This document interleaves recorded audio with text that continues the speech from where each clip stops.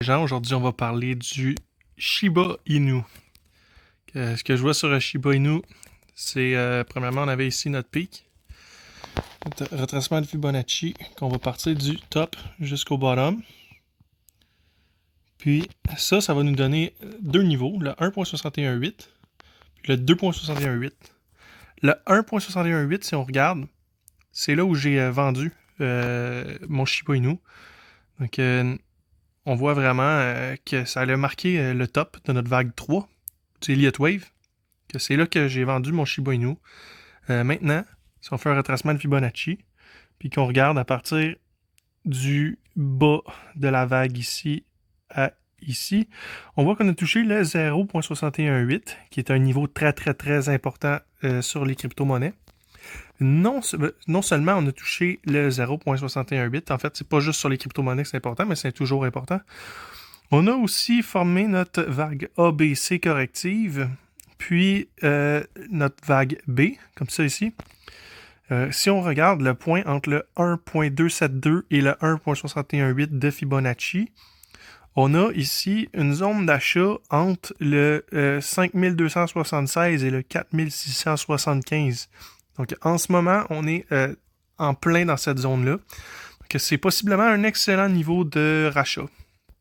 Autre chose qu'on peut dire de Shiba Inu, c'est que notre vague ici, le sommet de notre vague 5 ici, qui est notre vague 3, si on le relie au bas de la vague A, donc comme ça ici, attendez, c'était ça comme ça comme ça. Okay. Bon, puis on le prend, puis qu'on va le porter au sommet de la vague B, comme ça. On va voir que notre bottom arrive pile poil avec le target de la projection à 100% du ABC. Ce qui veut dire que notre correction est possiblement terminée. Autre chose, on pourra aller regarder avec la zone temporelle de Fibonacci notre prochaine résistance. Si on part d'ici en haut, puis qu'on descend comme ça ici en bas, on va avoir normalement la résistance ici de notre prochain mouvement. Donc on la voit ici. Autre que ça, on pourrait faire une zone temporelle de Fibonacci du A à B. Puis on aurait ici le canal de la fin de notre correction. Donc, on atteint notre dernier target de la possibilité là, de la fin de correction.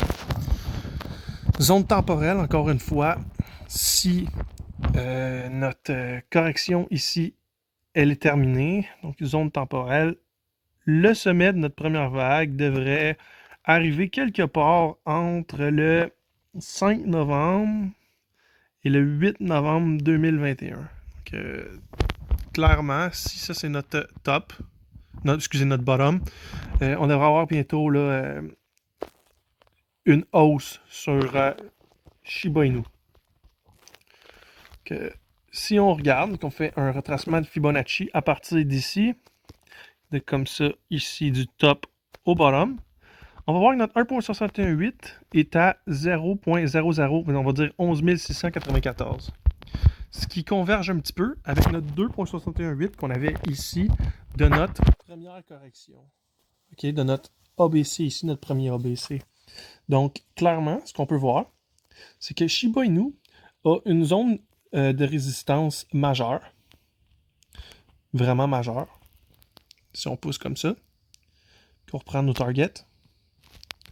Une zone de résistance majeure, vraiment ici, entre le 1.618 de notre vague 3, qui va nous pousser pour notre vague 5, puis le 2.618 de notre niveau qu'on avait avant.